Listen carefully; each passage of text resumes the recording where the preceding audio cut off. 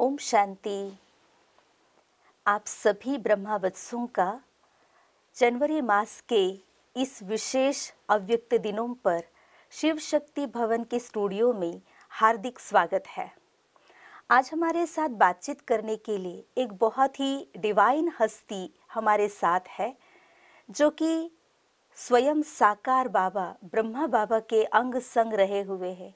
बाल्यकाल से ही इस ईश्वरीय ज्ञान मार्ग में जिन्होंने विशेष भूमिका निभाई हुई है, जो कि जानकी दादी जी की पालना में भी आगे बढ़े हैं।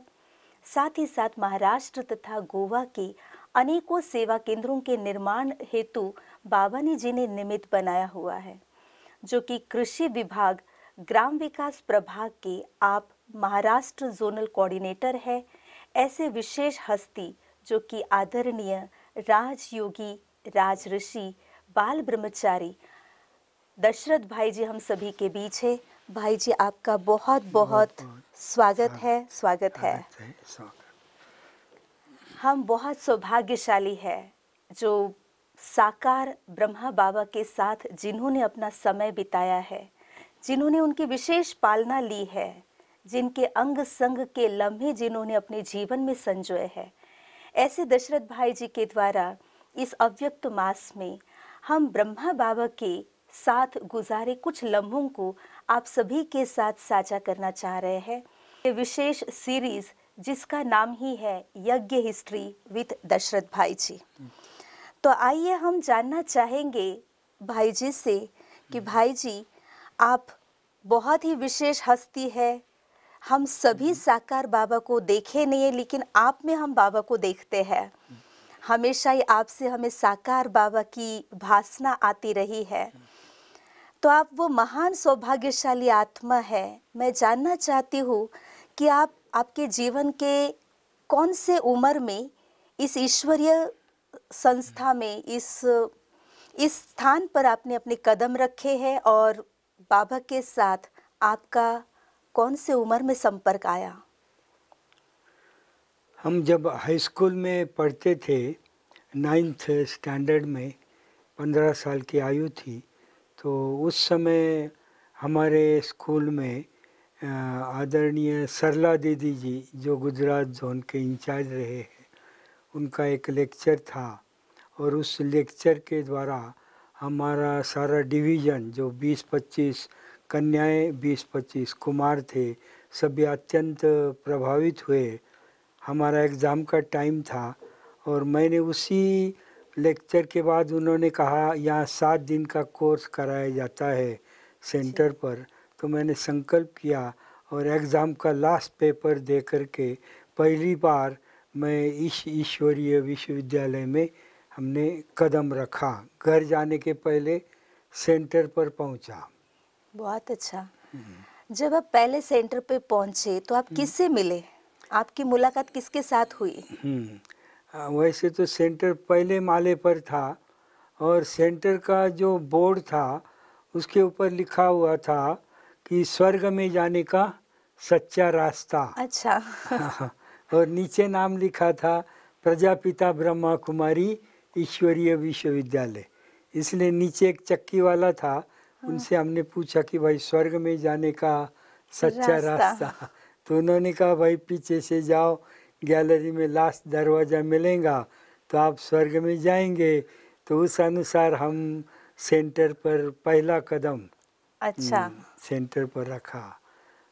तो जब आप पहला कदम सेंटर पर रखे तो आपको ऐसे लगा कि ये स्वर्ग में जाने का रास्ता है? हाँ, तो पहले कदम रखते ही मुझे एक महसूसता हुई कि ये कोई अलग स्थान है, ये कोई अलग स्थान है।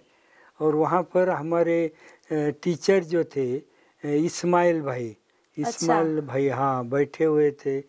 भले वो मुस्लिम व्यक्ति थे इस्माइल भाई, लेकिन ज्ञान की धारणा में बड़े पक्के थे। अच्छा। खुद अपने हाथ से खाना बना करके खाते थे, अमृत बेला सवेरे उठ करके करते थे और मुरली का मंथन सारा दिन उनका चलता था। वो अपना लौकिक मैकेनिकल थे, हेड मैकेनिकल एसटी डेपो में, लेकिन अपना काम करके बाकी का सारा समय वो सेंटर पर सेवा में गुजारते थे।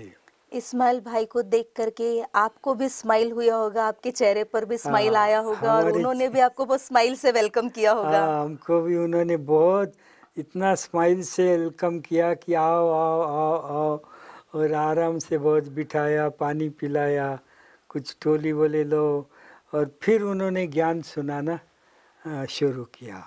तो पहले क्या ज्ञान उन्होंने सुनाया आपको? तो पहले क्या था, सेंटर पर पहले सारे भारतवर्ष में सिर्फ 2 ही चित्र तैयार हुए थे, ब्रह्मा कुमारी विद्यालय अच्छा। के 2 ही चित्र थे। एक था त्रिमूर्ति और गोला माना अच्छा। सृष्टि चक्र, और दूसरा चित्र था कल्प वृक्ष। अच्छा, ये मुझे 2, लगता है वो हिस्ट्री हॉल में अभी तक वही चित्र हाँ, है। हिस्ट्री हॉल में अभी तक वही चित्र है अच्छा। जो बाबा के पीछे दिखाते, वही 2 जी। चित्र थे। बाकी कोई एक भी चित्र उस समय कुछ बना हुआ नहीं था। तो फिर उन्होंने वो त्रिमूर्ति पर समझाना शुरू किया इस्माइल भाई ने। और फिर जब त्रिमूर्ति का चित्र समझाने लगे थे वो, तो मैंने कभी अनुभव में आपके सुना था कि आपने उनको पूछा कि ये विष्णु जी से हम मिल सकते हैं क्या? क्या ये हाँ, सही था? हाँ, ये जरूर सही था, क्योंकि जब मैंने त्रिमूर्ति का चित्र देखा हाँ। सेवा केंद्र पर, तो मुझे इतनी खुशी हुई, बहुत अच्छा लगा, क्योंकि हमारी लौकिक माता जी दत्त की भगत थी, त्रिमूर्ति दत्त की भगत थी, और हमारे घर में दत्त का चित्र था। लेकिन उस चित्र में ब्रह्मा विष्णु शंकर तीनों ऐसे चिपके हुए थे एक दूसरे से, और मैंने यहाँ आकर के देखा तो ब्रह्मा अलग है, विष्णु अलग है, शंकर अलग है, तो मुझे बहुत अच्छा लगा कि अच्छा। तीनों अलग अलग है। और उसमें थोड़ा सा विष्णु का चित्र बहुत प्रभावशाली लगा हाँ। कि हीरे जवाहरात का ताज लगा हुआ है, गले में सारे अलंकार है, शंख चक्र गदा पद्म धारी। तो फिर उनको देखते ही मैंने पूछा हमारे टीचर को, हाँ। क्या मैं विष्णु से मिल सकता हूँ? अच्छा, फिर उन्होंने क्या कहा? तो उन्होंने कहा कि अरे विष्णु तो सतयुग में होते, लक्ष्मी नारायण के रूप में, अच्छा। उनको कैसे मिल सकते? फिर बाजू में शंकर का चित्र था, तो मुझे वो भी अच्छा लगा कि गले में कोई सांप वाप नहीं है। अच्छा। अभी कहा जो भक्ति सूक्ष्म, मार्ग में उसमें सांप हाँ, है। भक्ति मार्ग में सांप डमरू हाँ, ये हाँ। वो, और ये बहुत अलग शंकर ऐसे अशरीरी रूप में शंकर का चित्र, वो भी बहुत अच्छा लगा। और फिर उनको पूछा क्या मैं शंकर को मिल सकता हूँ? अच्छा। तो उन्होंने कहा नहीं नहीं, अरे शंकर तो सूक्ष्म वतन में रहते हैं, हाँ। आकाश तत्व के परे सूक्ष्म वतन में रहते हैं। फिर मेरा ध्यान ब्रह्मा की तरफ गया, और मुझे फिर थोड़ी सी नज़दीकता महसूस हुई। कुर्ता धोती वगैरह डाले हुए है, सामान्य मनुष्य के जैसे है। तो आपको ऐसे नहीं लगा भक्ति मार्ग में तो अलग ब्रह्मा है? हाँ, भक्ति मार्ग में तो अलग ब्रह्मा दिखाया है, हाँ। लेकिन मैंने बोला जबकि तीनों को इकट्ठा दिखाया है, जबकि तीनों को इकट्ठा दिखाया है, तो जरूर इसके अंदर कोई ना कोई राज होगा। अच्छा। जो ब्रह्मा अपने को साधारण दिखते, माना इसके पीछे कोई ना कोई रहस्य अवश्य होगा। हाँ। इसलिए फिर मेरी इच्छा रही और रहस्य को जानने के लिए मेरे को संकल्प आया कि क्यों न मैं ब्रह्मा को मिलूं। अच्छा। हाँ, और हमने टीचर को कहा क्या मैं ब्रह्मा को मिल सकता हूँ? हाँ, फिर? हाँ, फिर वो 2 मिनट चुप हुए, हाँ। और चुप हुए तो फिर मैं दोबारा पूछा, क्योंकि मुझे उत्कंठा थी मिलने की। तो फिर उन्होंने कहा, मैंने कहा वो अभी कहाँ है? अच्छा। वो है तो कहाँ है? तो बोले वो तो माउंट आबू में रहते हैं, और माउंट आबू बहुत लंबा है, महाराष्ट्र से गुजरात, गुजरात से राजस्थान, और फिर आबू पर्वत के ऊपर वो रहते हैं। अच्छा। हाँ, हाँ, हाँ, हाँ। तो वो टालने की कोशिश कर रहे थे, और मैं तो मिलने की इच्छा में था, इसलिए मैंने कहा ठीक है, मैं तो आबू पर्वत जाकर के उनको मिलूंगा जरूर। फिर उन्होंने आपको उनसे मिलाने के लिए क्या किया? हाँ, फिर उन्होंने क्या, एकाएक ऐसा टाइम ऐसा आया कि हमारे वहाँ की जो गीता पाठशाला थी उसको 1.5 साल पूरा हुआ था शुरू आप होकर के। वैसे नारायण गांव से ना? नारायण गांव से है, जी। पूना के नज़दीक एक 2 घंटे का रास्ता है। हाँ जी। नासिक हाईवे पर, पूना नासिक हाईवे पर नारायण गांव है, वो जी। जुन्नर के नज़दीक है। शिवाजी महाराज का बर्थ प्लेस वहाँ से नज़दीक है। अच्छा। तो ऐसे वो नारायण गांव में फिर वहाँ वो गीता पाठशाला थी और 1.5 वर्ष हो चुका था और उनका संकल्प था कि हमको बाबा को मिलना है। और जानकी दादी हमारी मुख्य टीचर थी और सरला दीदी को हर संडे को भेजते थे सेवा के लिए। मास में एक बार जानकी दादी नारायण गांव में आते थे, तो ऐसे सरला दीदी भी आते थे। तो उस समय दादी जानकी जी पूना में रहते थे? हाँ, उस समय दादी जानकी जी पूना में रहते थे और पूना में ही उस समय दादी जानकी ने अनेक बहनों को तैयार किया था। हाँ। देहरादून की प्रेम बहन थी, उसको भी दादी ने तैयार किया था। अच्छा। महाराष्ट्र जोन के संतोष दीदी, हाँ। वो जब यज्ञ में समर्पित हुई तो समर्पित होने के बाद पहले पहले बाबा ने संतोष दीदी को भी जानकी दादी के पास ट्रेनिंग के लिए भेजा था। अच्छा। और सरला बहन जो थी गुजरात के, तो सरला बहन को भी बाबा ने ट्रेनिंग के लिए जानकी दादी के पास पूना भेजा में था। भेजा। पूना में भेजा। दादी हर प्रकार से कन्याओं को तैयार करती थी। तो ये सभी बहनें कहाँ था उस समय? दादी जानकी जी कौन से सेंटर पे थे? उस समय गुरु नानक नगर का सेंटर था। गुरु नानक नगर में सेंटर था और वहाँ पर जानकी दादी रहते थे। अच्छा। और वहाँ पर फिर सरला दीदी भी उस समय जानकी दादी के साथ में रहती थी। तब तक संतोष दीदी जी ब्रिजेंद्र दादी के पास गए हुए थे और सरला गुजरात के सरला दीदी दादी के पास थे। तो फिर आपका ब्रह्मा बाबा के साथ मुलाकात के लिए माउंट आबू जाना हुआ उस समय? हाँ। या कुछ समय लगा? तो उस समय मेरा साप्ताहिक कोर्स पूरा हुआ। हाँ। तो मेरा जब कोर्स चल रहा था ना, तो मैं जैसे कि मैं ज़मीन पर था ही नहीं। मुझे बाबा का इतना बड़ा आकर्षण था कि मैं जब सोता था तो भी मुझे बाबा मुरली चला रहा है। हाँ। ऐसा नींद में, स्वप्न में मुझे बाबा दिखाई देता था और बाबा मुरली चला रहा है, वो देखता था मैं। सारा संगठन बैठा है, स्वप्न में देखता था। और स्वप्न में जैसे बाबा गीता सुना रहा है, ऐसा भी होता था कि जैसे एक एक श्लोक गीता का सामने आता था। श्रेयान स्वधर्मो विगुणः स्वधर्म स्वनुष्ठितात् स्वधर्म निधनम श्रेयः परधर्म भयावह।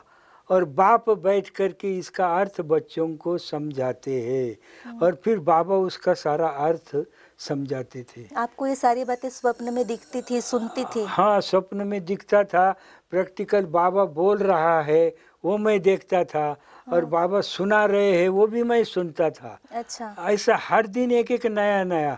माम एकम शरणम व्रज, दूसरे दिन माम एकम शरणम व्रज, अहम त्वा सर्व पापेभ्यो मुक्तिष्यामि माँ शुचहा। तो जैसे ब्रह्मा बाबा को अनेक साक्षात्कार हुए। हाँ, और आपको इसी प्रकार से साक्षात्कार ऐसे या इसी अनुभव प्रकार होते से रहे? अनुभव होते रहे। संस्कृत का श्लोक एक एक आता था और वो फिर उसका अर्थ बाप बैठ बच्चों को समझा रहे हैं। फिर हमारे टीचर इस्माइल भाई ने कहा कि अरे ये अगर आपको होता है तो ये तो बहुत अच्छी बात है। बोले मुझे भी पता नहीं, तो आप क्या करो, कल से अगर आपको कुछ होता है तो डायरी में लिख करके लाओ। अच्छा। हाँ हाँ। तो मैं फिर दूसरे दिन से रोज एक एक श्लोक और उसका अर्थ लिख करके लाता हूँ, तो बहुत खुश हो जाते थे। और मुरली सुनाने के बाद वो क्लास में भी सुनाते थे। अच्छा। ऐसे मेरे 7 दिन का कोर्स भी चला। हाँ। और ये बाबा का अनुभव भी 7 दिन होता रहा। तो इस 7 दिन में नारायण गांव वाले छोटे से कुमार को नारायणी नशा चढ़ गया? हाँ, एकदम नारायणी। मेरा पाँव जमीन पर था ही नहीं, मैं बस जैसे आसमान में बाबा के साथ ही रहा हूँ, ऐसा ही अनुभव होता था। और फिर जानकी दादी ने मधुबन गए थे दादी, और उन्होंने बाबा को, साकार बाबा को बताया कि भाई बाबा पूना के बाजू में नारायण गांव में एक ऐसा सेंटर खुला है जो एक मुस्लिम ने सेंटर का ओपनिंग किया है। क्योंकि भारत में कोई भी मुस्लिम के द्वारा सेंटर स्थापन नहीं हुआ। कोई संपर्क में आए लेकिन कोई मुस्लिम में सेंटर खोला ऐसा नहीं था। तो जब बाबा को बहुत अच्छा लगा कि किसी मुस्लिम में एक सेंटर खोला है और वहाँ पर हमारे कासम भाई, शेख इन्नूस वगैरह ऐसे लोग भी क्लास में, मुस्लिम लोग भी आते थे। तो इसलिए बाबा को समाचार सुनाया तो बाबा को बड़ी खुशी हुई। फिर वो कहा, बाबा को कहा, बाबा उनको 1-1.5 साल हुआ है और वो आपको मिलना चाहते। तो बाबा ने कहा बच्चों को कहो बाबा को पत्र लिखे, बाबा उनको परमिशन दे देंगे। फिर उन्होंने बाबा को पत्र लिखा कि हम ऐसे ऐसे, किन्होंने, इस्माइल भाई ने? हाँ, इस्माइल भाई ने जी। पत्र लिखा कि हम इतने साल से चल रहे बाबा, हम धारणा पर चल रहे, ये तो हमारी इच्छा है कि हम स्वयं बाबा से मिले, समझा। तो उनको तो ये इस्माइल भाई को भी नशा था, वो हमको समझाते थे। उनका कुरान का भी स्टडी था। अच्छा। कुरान का भी स्टडी था और गीता का भी अभ्यास था, उन्होंने दोनों का भी था। तो आपको ज्ञान में लाने के निमित्त एक मुस्लिम भाई हाँ, बने। इस्माइल भाई वो हमारे टीचर बने। जी जी। हाँ, और उनको वो जैसे अपन ब्रह्मा सरस्वती कहते हैं ना, वैसे मुस्लिम में आदम और हवा कहते हैं। जी हाँ। हाँ, क्रिश्चियन में आदम और ईव, मुस्लिम में आदम और हवा। तो वो हमको समझाते थे उस समय, क्योंकि मुस्लिम ग्रुप होता है ना, तो इस्माइल भाई क्या समझाते थे, देखो हमारे इसमें भी, मुस्लिम में भी क्या कहा गया है कि आदम को खुदा मत कहो जी। आदम को खुदा, आदम माना ब्रह्मा, आदम को खुदा मत कहो, आदम खुदा नहीं, और खुदा के नूर से आदम जुदा नहीं है। तो ये बताते कि आदम और खुदा दोनों इकट्ठे ही है। जी, तो जी। ब्रह्मा और परमात्मा दोनों साथ में ही है। तो हमको और आकर्षण बाबा का हो गया। फिर ऐसा बाबा का भी लेटर आया कि हाँ, बच्चे बाबा को मिलने को आ सकते लाल हैं। अक्षर में बाबा का परमिशन का पत्र आया था। तो सभी के अंदर बहुत खुशी थी और अंदर ही अंदर मेरे को भी बहुत खुशी थी। अच्छा। मैं ब्रह्मदेव, मैं बोला ब्रह्मदेव से अपन मिल सकते हैं। और फिर ये ब्रह्मा जो है वो श्री कृष्ण का अंतिम जन्म की आत्मा है। माना अगर हम ब्रह्मा को मिलते हैं तो श्री कृष्ण के साथ भी मिलन हो जाता है। और फिर इसमें परमपिता परमात्मा आते हैं, तो तीनों से हमारा मिलन होगा। तो किसी भी हालत में हमको बाबा को मिलना ही है। ये मेरे दिमाग में नहीं था कि हमको टिकट निकालना पड़ेगा, क्या करना पड़ेगा, ये कुछ भी मालूम नहीं। और ये मैं मधुबन से आने के बाद हमारी माताजी ने पूछा, अरे तू माउंट आबू को जाके आया, तेरा खर्चा किसने किया? मैं बोला मुझे मालूम नहीं है। अच्छा। वो खर्चा भी इस्माइल भाई ने ही किया था। मेरे को सिर्फ बाबा के सिवाय कुछ दिखता ही नहीं था। तो फिर हमारी माताजी ने उस समय 100 रुपये खर्चा आता था मधुबन का, मधुबन जाकर आने का, यज्ञ सेवा सब पकड़ के 100 रुपये में जाकर के आते थे। तो हमारे माताजी ने दिया, तो वो लेने को तैयार नहीं थे, लेकिन मैंने कहा माता मुझे डांटेंगी, तो वो फिर उनको दिया। मना ऐसे, मना कौन कहता है कि मधुबन जाने के लिए पैसा लगता है? ये मैं लगन चाहिए, सिर्फ लगन चाहिए। सिर्फ क्या चाहिए? मेरे को लगन थी, मेरे को बाबा के सिवाय कुछ दिखता, मैं बाबा को मिलना है, इसके सिवाय कुछ दिखता नहीं है। तो बाबा अपने आप आपको इतना प्यार से और आराम से लेके गए। हाँ, बाबा आराम से लेकर के गए। और क्या था, हमारी सरला दीदी जो थी ना, वो वैसी, वो शांत नेचर की थी और बड़ी प्योर सोल थी। उसका बोलना चलना जैसे फरिश्ते के मिसल था, बहुत फरिश्ते। उनका बोलना चलना देखना सारा डिवाइन था सरला दीदी का। और उस सरला दीदी फिर बोले, देखो बाबा को मिलने का है तो ऐसे नहीं बाबा को गए और मिल गए, बाबा को मिलने का है तो उसकी विधि होती है। अच्छा, तो कुछ नियम बताए होंगे आपको? विधि कि बाबा की गोद में कैसे जाने का, अच्छा, कैसे पाँव पीछे रखने के, कैसे बाबा से दृष्टि लेने का, फिर 2 हाथ कैसे बाबा के गोद में लेने के, वो सारा सिखाया उन्होंने एक भाई को रियल। तो उस समय कितने समय हुआ था आपको ज्ञान में? मुझे ज्ञान में 10 दिन हुए थे। सिर्फ 10 दिन? सिर्फ 10 दिन हुए थे। कोर्स पूरा होके 2-3 दिन हुए थे। तो उसमें उन्होंने सिखाया। फिर बाबा प्रश्न पूछता था, ऐसे नहीं कि गए और बाबा को मिले, बाबा अनेक प्रश्न पूछते थे और जब प्रश्न के उत्तर सब मिलते थे फिर बाबा एक को गोद में लेता। अच्छा, इसीलिए वो ब्राह्मणी के ऊपर जिम्मेवारी होती थी कि अगर वो किसी ग्रुप को लेकर के आती है तो वो तैयार करके लेकर के आवे। ऐसा ना हो जाए। क्या बाबा तैयारी रहती थी? मन अनेक प्रश्न, जैसे बाबा पूछता था कि बच्चे पहली बार आए हो, हाँ। तो झट कहने का, क्योंकि 5,000 वर्ष का चक्र हूबहू रिपीट होता है। तो ये बात आपको उस समय समझ में आई थी? हाँ, आई थी कि 5,000 वर्ष का चक्र। और क्या था, मेरा मना कागज, मना बुद्धि का कागज इतना कोरा था कि उन्होंने कहना और मेरा छप जाता था।